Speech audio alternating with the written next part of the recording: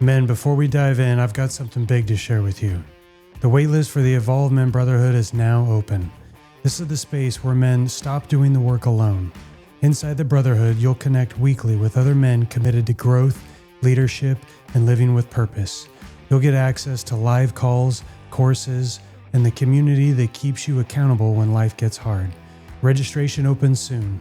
Join the waitlist now at evolvemenproject.com/brotherhood and be a part of the movement.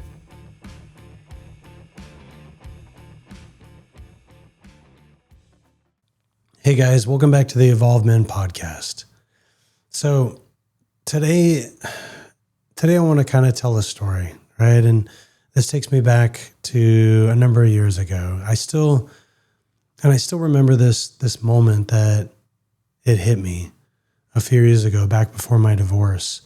And it was one of those nights that didn't seem like it was really important at the time, or a conversation that didn't really seem important at the time. But my best friend and I were sitting together after a long day, right? We'd been out climbing. I think actually we'd been out mountain biking that day. We kind of were just like sitting on the tailgate of the truck, recovering after a long ride. And so this friend of mine at the time that, we'd climb mountains, we'd share dinners together with our families, like years of friendship that we had between us, right? Like there was to any normal person, this would have been what you would have considered a really strong friendship, right? I mean, we knew each other's routines, we knew our favorite beers, right? The gear that we trusted on the trail, there was so much about each other that we knew, right? But that was about the extent of it. And so that afternoon, as we finished up, I asked him something that stopped both of us in the moment, right? And what I asked him was this. I asked him, what does passion, intimacy, and romance look like for you in your relationship? And I'll never forget his face, right? Because he just kind of froze. And it wasn't out of judgment, but surprise, really, because in all of the years that we had been friends, we had never once talked about that kind of thing, right? I mean, we'd shared time together, we'd shared tents and food and all kinds of other things, but we'd never really shared truth before. Like we'd never really shared life to that extent. And so at first, right, he kind of like stumbled over his words and laughed awkwardly, right? And said something about like, I don't know, man. Like we don't really talk about that kind of stuff. And at the time, like I was like, yeah, you're right. But deep down, I knew that something had shifted.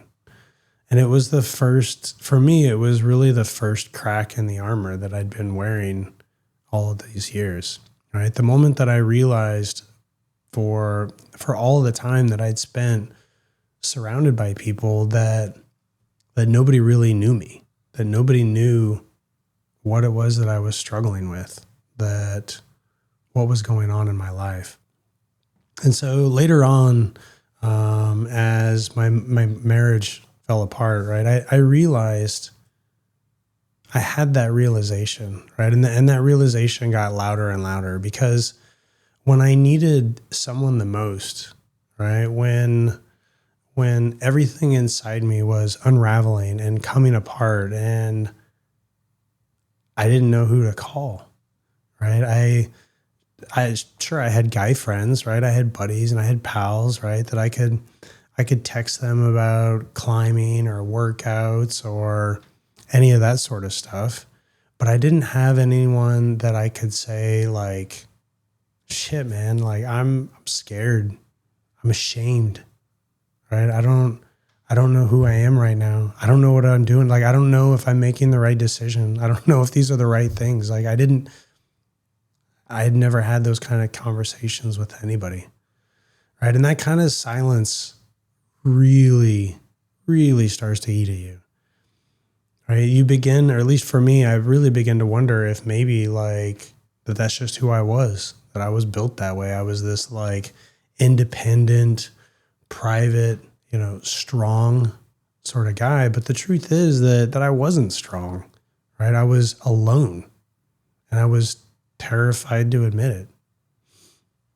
And so it wasn't until months later, really, until after the divorce, that something really changed for me. And at the time I had joined a remote men's group, right? An online men's group. And for the first time in my life, I started to tell the truth, right? And not just like kind of the truth, but like the whole ugly truth, right? About mistakes that I had made, about the shame that I carried, about the fear that had ruled my life for years.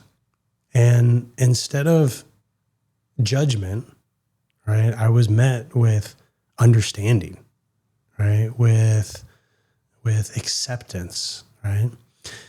And I remember looking around, right, in that circle and online, and just kind of being there. And these are men that I barely even knew, to an extent, right? And feeling something that I hadn't felt in years, or really just maybe ever, right? A sense of like relief and belonging, like a sense of brotherhood, truly, right? And so at that time, like I really realized what I'd been missing all along. And it wasn't more friends. It was connection. It was the courage to actually be known, right? To know others and to let them see who it is that I am, and to be known for myself. And so that experience for me really opened up my eyes to something bigger. And it wasn't just about me or my friend, right? It was about how so many men live, right? We walk through life side by side without ever really seeing each other, right? We've been trained to connect through doing, through climbing mountains or building things, right? Trading stories about work or sports or whatever it might be, but rarely through being honest, through being known, through being human. And the cost of that disconnection is brutal, right? Men are lonelier now than ever before. Studies shown that we have fewer close friends than at any point in recorded history, right? And the result isn't just a sense of like emotional isolation, it's physical, right? Loneliness carries the same health risks as smoking like 15 cigarettes a day. So, but here's the thing, is that it's not just about what we've lost. It's about what's possible when we start to actually rebuild and put those things together. Because brotherhood isn't about just friendship. It's medicine. It's accountability. It's a mirror that shows you when you're becoming, right? When you start to drift. It's the space where men remind each other what strength actually looks like. And that's not in perfection, but in presence and the way that people are showing up. And that's what this conversation is really about how we as men can start building friendships that go deeper than just shared interest, right? And instead become foundations for growth and truth and belonging.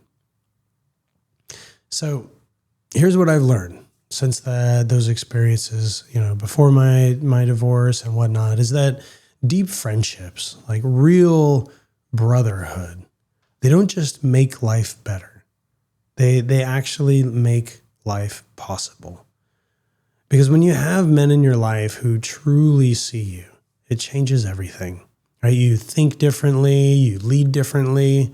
I mean, shit, you even like breathe differently. The whole nervous system gets a reset, right? Positive psychology calls it the, what is it? I think it's the broaden-and-build effect, right? When we feel connected and safe and supported, our minds literally open up, right? We become more creative, more optimistic, more resilient, right? And we start to believe in what's actually possible for us again.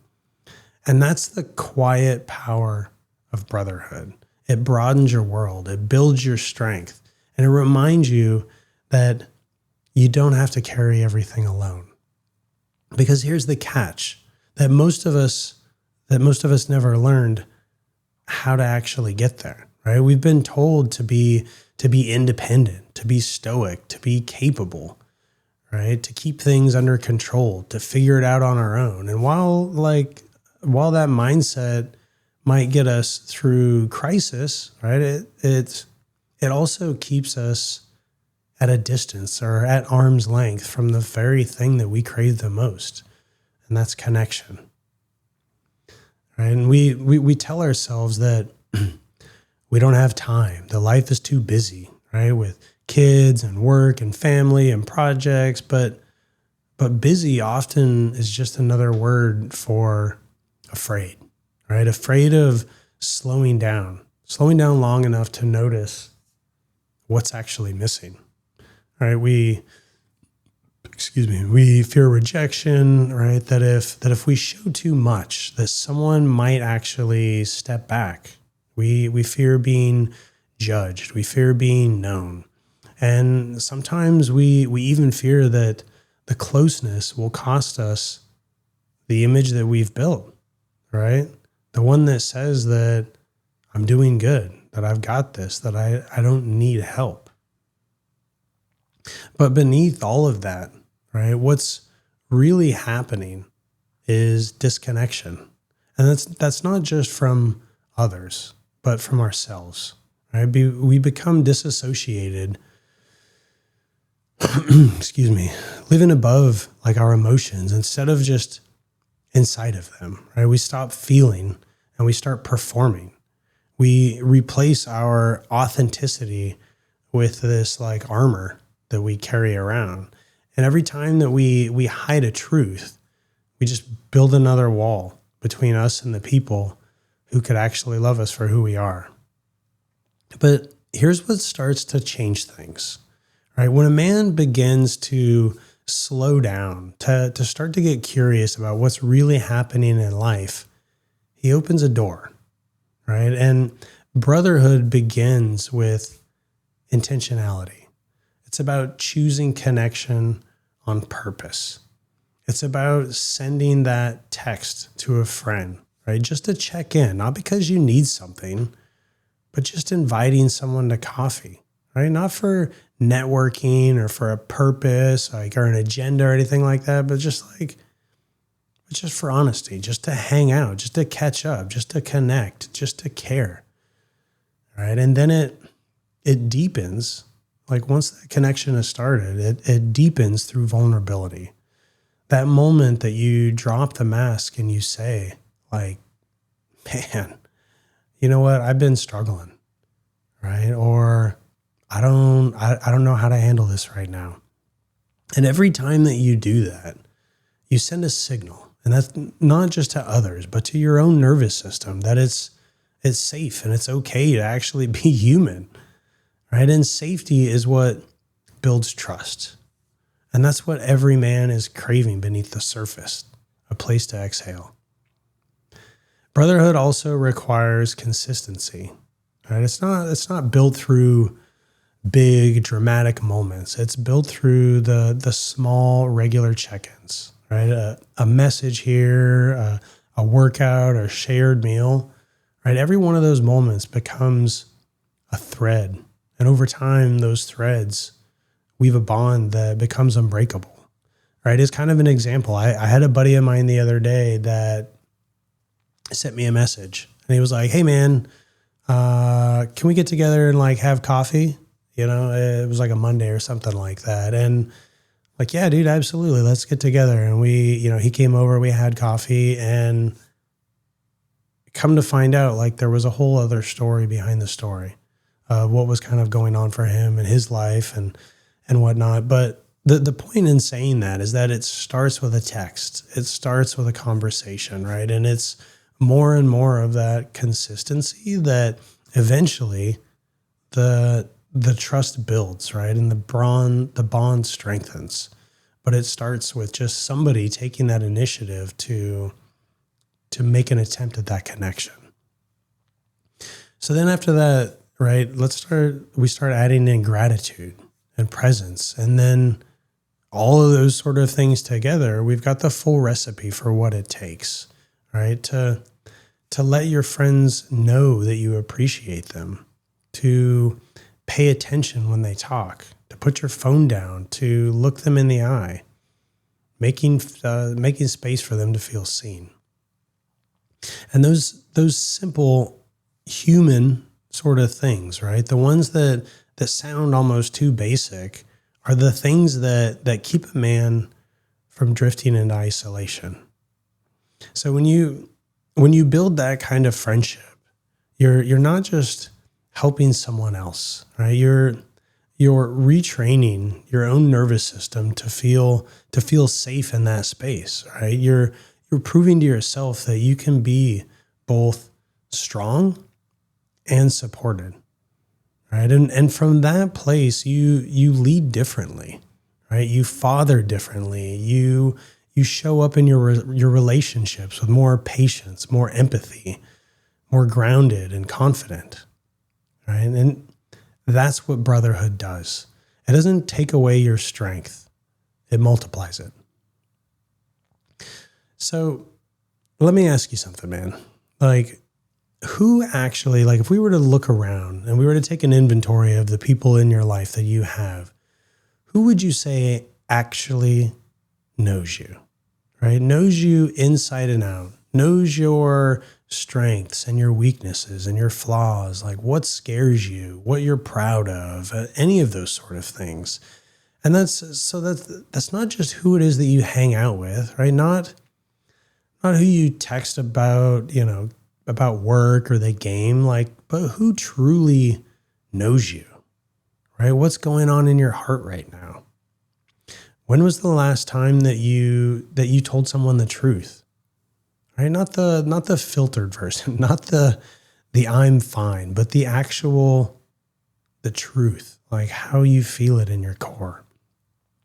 Because most of us spend years surrounded by people, right? They're everywhere. They're all of that entire crowd, that community. But in the end of that, right, like we're still starving for connection.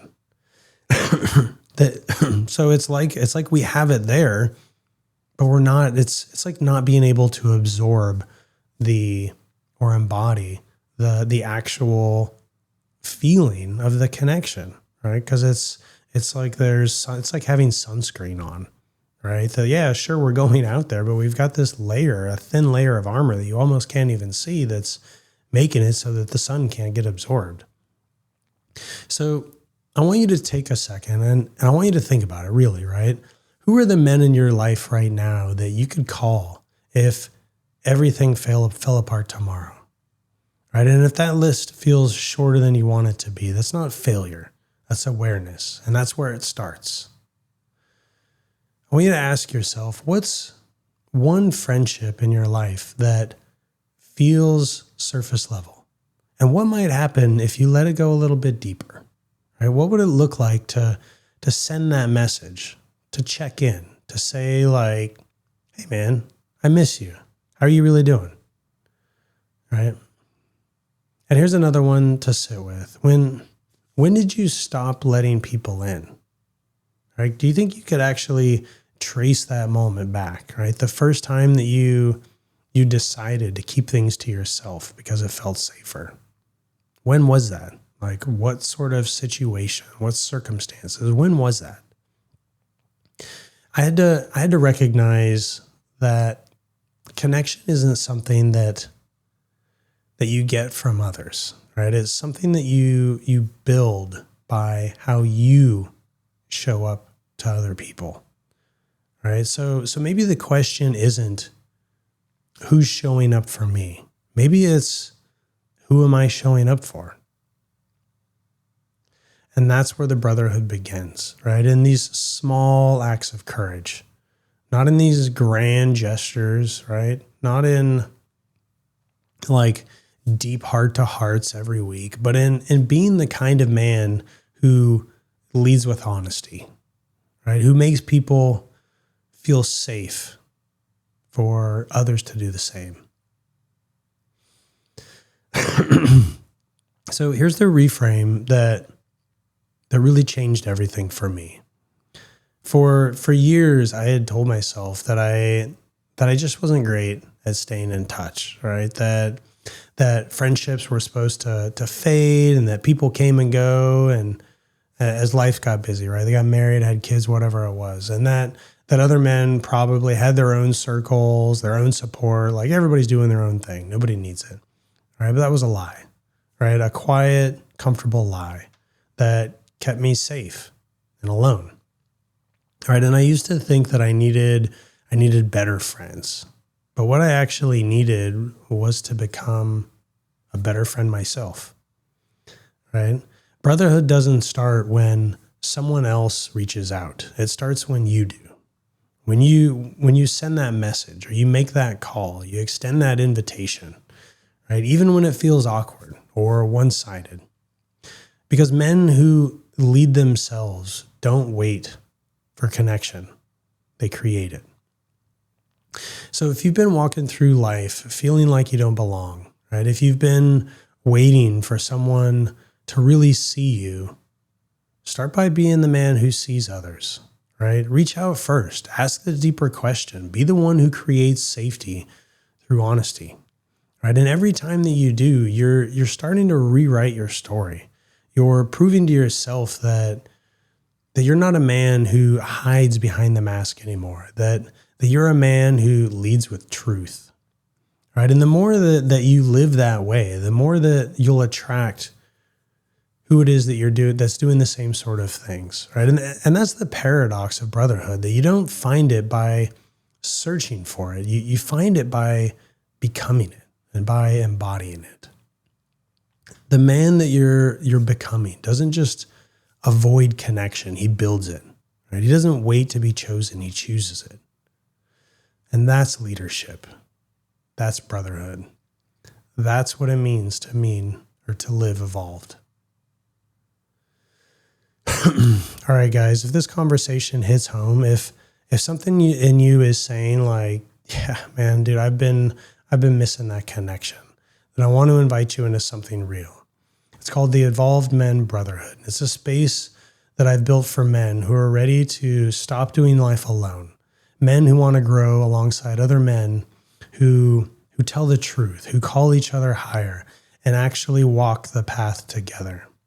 And this isn't another like group chat or surface level hangout. This is where you can take off the armor, share what's real, and remember who you are when you're surrounded by brothers that are doing the same thing. So if that sounds like something that you've been looking for, go to evolvedmenproject.com/brotherhood and join the wait list. You'll be the first to know when the doors open. And whether you ever join us or not, right? I want you to know this, that you don't have to walk this road alone anymore. That brotherhood is built one honest conversation at a time. And that right there is the start. So as we wrap up today, guys, I just want to say thank you for being here, for listening, for being willing to do the kind of inner work that most men avoid. Every strong man that you admire, every grounded, confident, purpose-driven man that you look up to, he didn't get there alone.